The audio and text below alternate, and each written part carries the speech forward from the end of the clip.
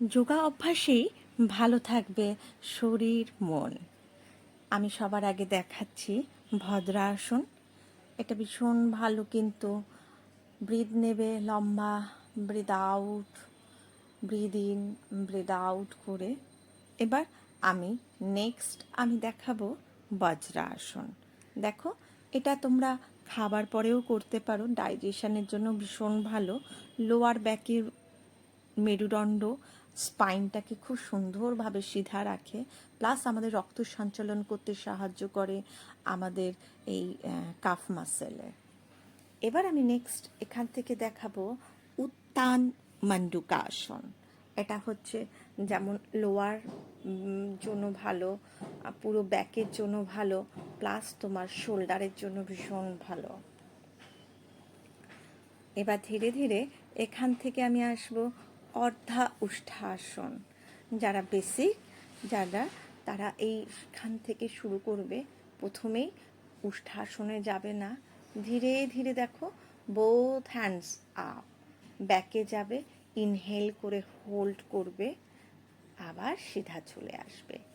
এইখান থেকে আমি এখন যেটা অ্যাডভান্স উষ্ঠাসন, দেখো ডান হাত প্রথমে আমি হিল ধরলাম, বা হাত আস্তে আস্তে চলে গেল, বা হিল ধরলাম, এখানে একটু স্টে করবে, আবার ডান হাতটা কিন্তু আগে আসবে, তারপরে বা হাত, এভাবে বোথ সাইড করবে। কিন্তু এখান থেকে আমি আসব শশাকাসন। দেখো বজ্রাসনে বসে আস্তে করে হাত দুটো উপরে প্রণাম পজিশানে নিয়ে যাব, ইনহেল, ব্রিথ আউট করতে করতে ফ্লোর হেড আমি ড্রপ করব।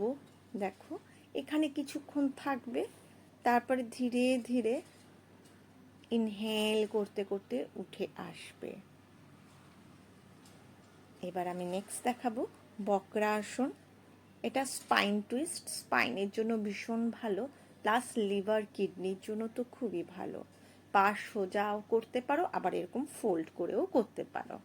প্রথমে দেখো ডান দিকে তুমি করলে কিছুক্ষণ হোল্ড করবে, তারপরে নেক্সট তুমি পাও চেঞ্জ করবে, দেখো হাতও চেঞ্জ করবে, যেই পা তার অপোজিট হাত, ভালোভাবে ব্রিথ আউট করে ব্যাক দেখবে। এভাবে যদি তোমরা করো, অবশ্যই মন শরীর সুস্থ